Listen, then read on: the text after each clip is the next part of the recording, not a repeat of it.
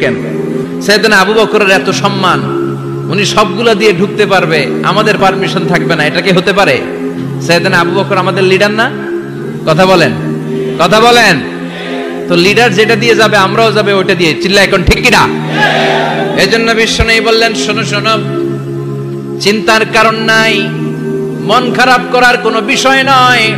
প্রতিদিন সালাত কায়েমের আগে যে তোমরা ওযু করো, এই ওযু করার পর কেউ যদি পড়ে আশহাদু আল্লা ইলাহা ইল্লাল্লাহ ওয়া আশহাদু আন্না মুহাম্মাদান আবদুল্লাহি ওয়া রাসূলুহু, ওযু করার পরে এই দোয়াটা প্রতিদিন যে পড়বে তার জন্য আল্লাহ জান্নাতের 8টা দরজা খুলে দিবে। আমাদেরকে আল্লাহ তাআলা এই অপরচুনিটি দিয়েছেন, প্রতিদিন আমরা ওযু করি, ওযুর পর আমরা এই শাহাদাত বাক্য উচ্চারণ করব। ইনশাআল্লাহ পড়েন, আরো জোরে পড়েন ইনশাআল্লাহ।